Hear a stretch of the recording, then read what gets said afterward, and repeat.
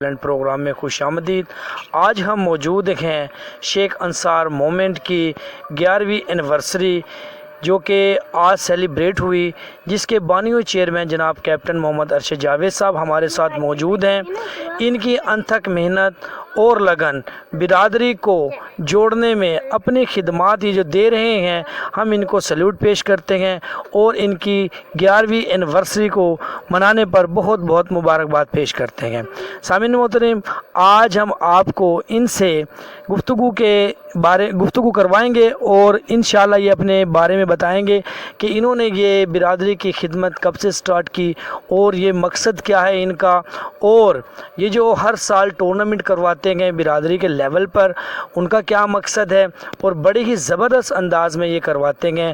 یہاں پر ہمارے ساتھ سابقہ صدر جناب سید محمد مظہر اسلم صاحب بھی موجود ہیں، جو کہ شیخ انصار مومنٹ پاکستان کے ایکس پریزیڈنٹ رہ چکے ہیں۔ ان کے دور میں بھی بڑا کام ہوا ہے، جو کہ ہم نے کم از کم 300 کے قریب ہم نے جو بلڈ کی ہیں وہ بوتلیں ڈونیٹ کی ہیں، یہ ان کی سربراہی میں ہوا ہے، اور بھی بہت ساری خدمات ہیں۔ تو سب سے پہلے ہم کیپٹن ارشد کو ویلکم کرتے ہیں اور ان سے پوچھتے ہیں کہ آج آپ کیسا محسوس کر رہے ہیں۔ آپ کو 11 سال ہو چکے ہیں شیخ انصار مومنٹ کی خدمت کرتے ہوئے، اس پلیٹ فارم کو لے کر برادری کی خدمت کرتے ہوئے۔ جی، آپ کے آگے کے کیا خیالات ہیں اور آپ کے کیا مقاصد ہیں اور آپ برادری کو کس لیول پر دیکھ رہے ہیں؟ بسم اللہ الرحمن الرحیم۔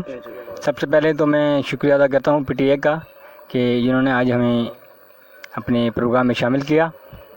تو اس کے بعد آپ نے پہلا سوال کیا کہ یہ تنظیم کب بنی، تو اس حوالے سے یہ ہے کہ یہ تنظیم کا جو ایک آئیڈیا ہوتا ہے، یہ جو آئیڈیا تھا 1998 میں یہ آئیڈیا میرے ذہن میں آیا، اور وقت کے ساتھ ساتھ یہ ارتقائی مراحل طے کرتے کرتے 2010 میں پہلی اینیورسری جب ہم نے کی اور اپنا عملی اقدام ہم نے شروع کیا، تو وہاں سے آج 11ویں اینیورسری ہم نے منائی ہے۔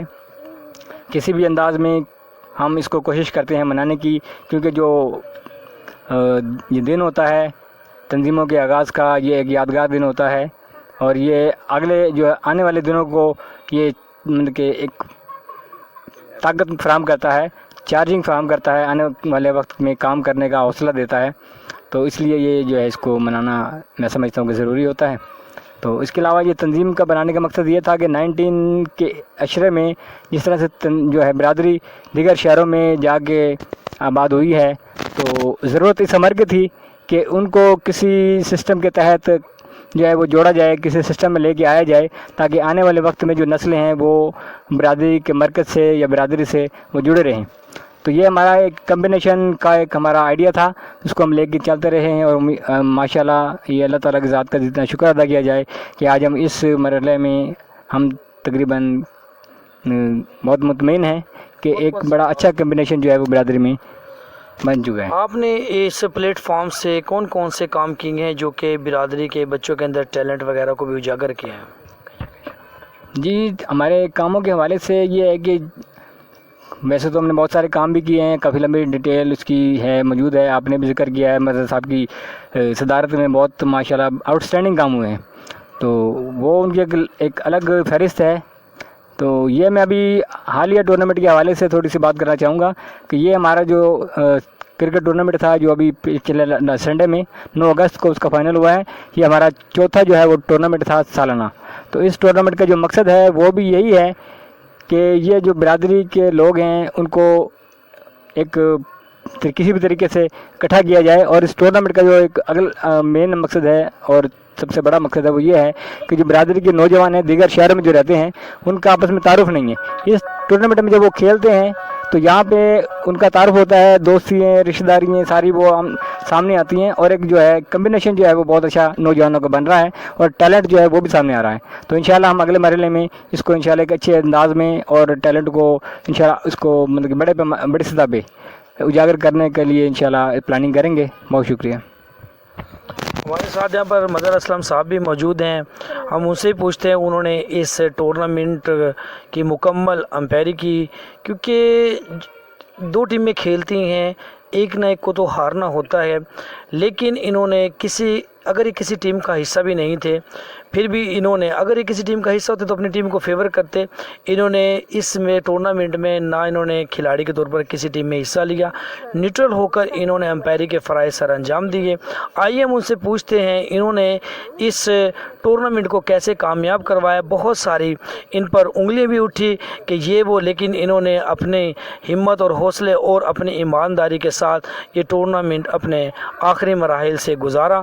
ہم اس کو اس کامیابی اور مبارکبادی پیش کرتے ہیں. آئیے ہم ان سے پوچھتے ہیں کہ انہوں نے اس ٹورنامنٹ کو کیسے لیا اور کیسے اپنے آخری مراحل تک پہنچایا. جی مدر صاحب. جی بالکل. السلام علیکم. سب سے پہلی بات یہ ہے کہ کیپٹن ارشد صاحب کی کاوشیں جو ہیں وہ تعریف کے قابل ہیں. انہوں نے جو بھی کام کیے ہیں وہ پوری برادری کے لوگوں کے سامنے ہیں. یہ ہمیشہ کام کرتے ہیں بے لوث ہو کر، بغیر لالچ کے. تو ہمیں ایسے ہی بندے چننے چاہیے. برادری میں جتنے بھی ایسے بندے ہیں ان کا ایک پلیٹ فارم ہونا چاہیے، ان کو اکٹھا کیا جائے، ان کے ساتھ کام کیا جائے. اور ہماری خواہش ہے کہ ہمیشہ جو مخلص بندے ہیں ان کے ساتھ کام کیا جائے.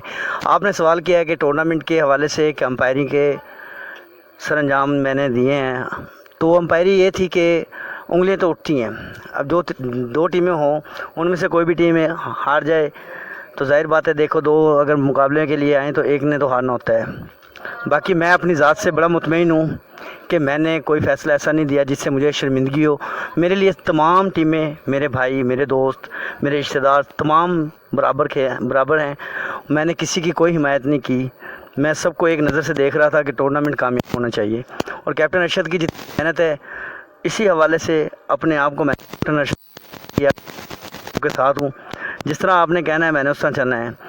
تو کیپٹن صاحب کا کوئی بھی کام ہوتا ہے تو ہم دل و جان سے اس کام میں ہاتھ بٹاتے ہیں، ان کے ساتھ چلتے ہیں، نہ دن دیکھتے ہیں نہ بات دیکھتے ہیں، کیونکہ کیپٹن صاحب جو ہیں وہ بغیر لالچ کے کام کرتے ہیں. میرے لیے ہارنے والی ٹیم بھی برابر ہے، جیتنے والی بھی برابر ہے، اس میں کوئی ایسی بات نہیں ہے. باقی دیکھیں سمجھنے والی بات ہے کہ وہ ہارے ہیں، وہ کہیں کہ بھی امپائر نے کیا ہے، وہ کیا پورا کراؤڈ تھا، آپ لوگ بھی تھے، کہ کوئی بے ایمانی نہیں ہوئی ہے. باقی جو بھی معاملات ہیں وہ کیپٹن صاحب نے آپ سے ڈسکس کر دیے ہیں. تو والسلام. شکریہ